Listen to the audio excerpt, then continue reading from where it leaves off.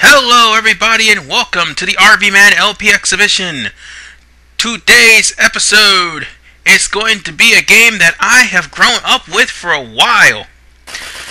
This game is WCW vs. NWO Revenge. And as you can see by the date, it obviously was released long before the Vince Russo era. That would be October 15th, 1999 for those of you who aren't wondering. The day that WCW slowly but surely downward spiraled to obscurity. But anyway, by this time, Eric Bischoff was not only doing TV promotions, but also he was writing the storylines for the NWO. He was also a part of the NWO, so that makes things worse. Not to mention, there by now are two factions of the NWO, and I'll get onto that shortly. Right now, Sting is being awesome, just standing there in the path of a truck. I love this intro. Oh, and what comes afterwards, too. Wait for it. What? Nice. Anyway, WCW vs. NWO Revenge is the sequel to WCW vs. NWO World Tour and WCW vs. NWO... Well, actually, WCW vs. NWO The World, sorry. No, it's versus the World. I can't get that damn title straight for let's say my life. Anyway, as you can see, Eric Bischoff and Scott Steiner and Hulk Hogan are there. Oh yes, and Goldberg's in this game too, because he debuted by the time this game was released. I'll tell you who's not there, Ric Flair. He was fired by the time this game was released. For a no-show, so if you were expecting Ric Flair, don't. Anyway, gotta say, the NWO's influence, just about many of the superstars that you know, half of the roster of WCW, to be honest with you, has joined the NWO. Whether it's red or whether it's white, it makes no difference. Let me rephrase that. I mean, Hollywood or Wolfpac. Also, some mid-carders ends up making their debut in this game as well. Well, not debut in the actual WCW, but mid-carders like Disco Inferno and Alex Wright, and Perry Saturn, and Eddie and Chavo Guerrero, and so far, and so much. Yeah, they were mid-carders in WCW. They weren't the big superstars that we know today, or fall off the face of the earth like some of them, including La Parka.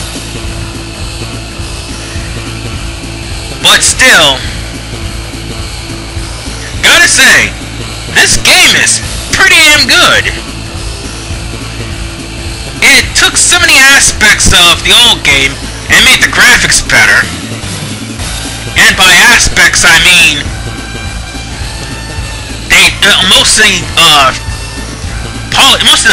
3D models don't look like complete and total block figures. World Tour was still good, don't get me wrong, but they improved the moveset and improved the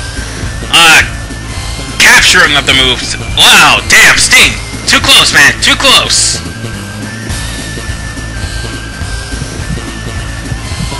And it moves more fluidly than WCW versus NWO World Tour, and definitely more than WCW versus the World.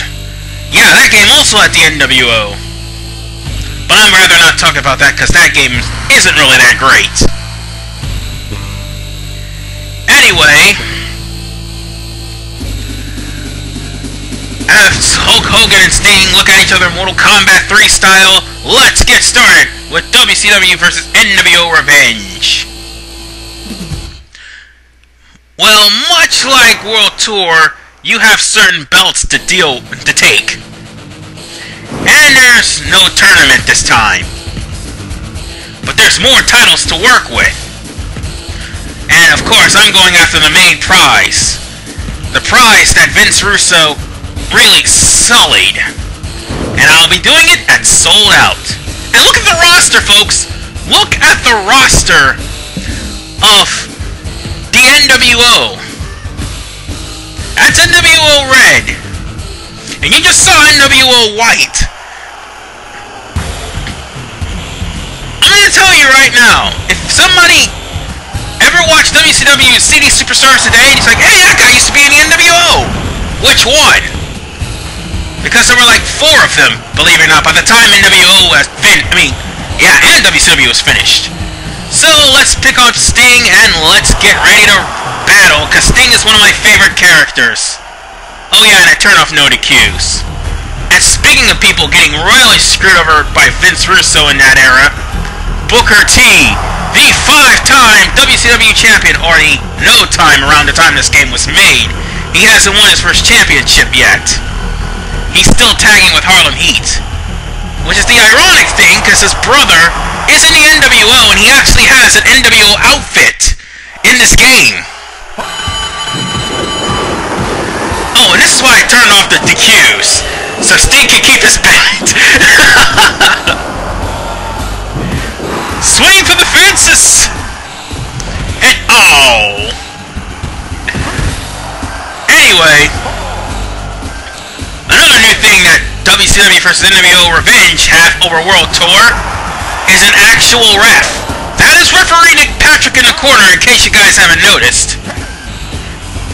And that's before he shaved all his mustache and beard off.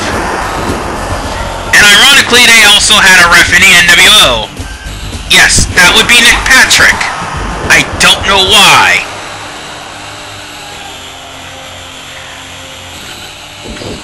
But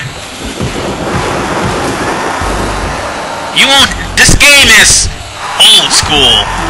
Long before No Mercy, long before WrestleMania 2000, and definitely long before the Raw vs. SmackDown series.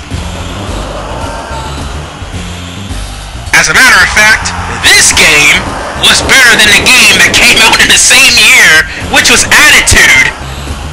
And that's saying a lot, considering WCW and WWE, and ECW too, were all embroiled in a feud. But ECW didn't get their first game until late '99, and they only had all of 2.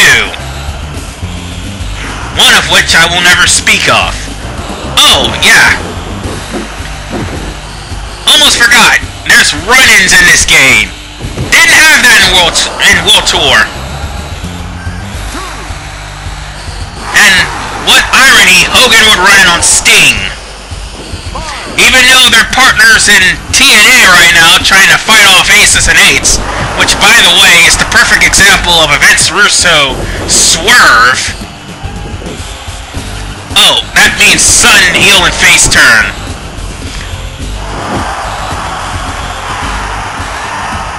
Come here! Oh yeah! And the stealing of the trademark finishers is back.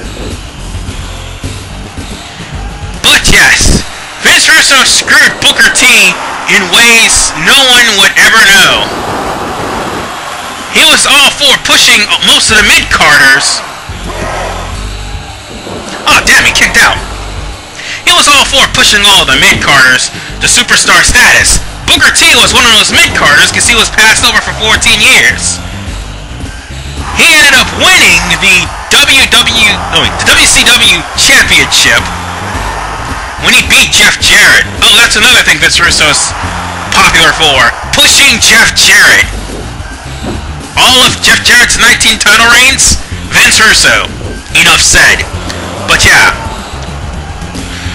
Vince Russo would then up the ante, and I'm also describing another stupid thing he did. He would make it a point to have himself a #1 contender for the title Booker T won in about 2 months. Which means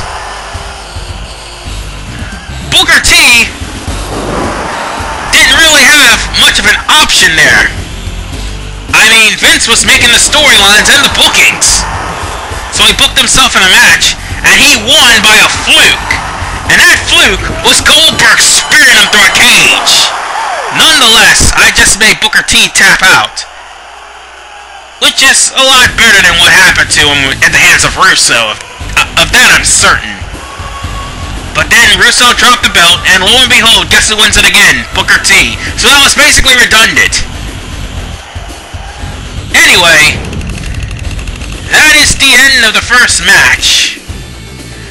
And I'll be sharing my memories of this game and WCW in general in episode 67. This is RVMan 95. See you guys next time.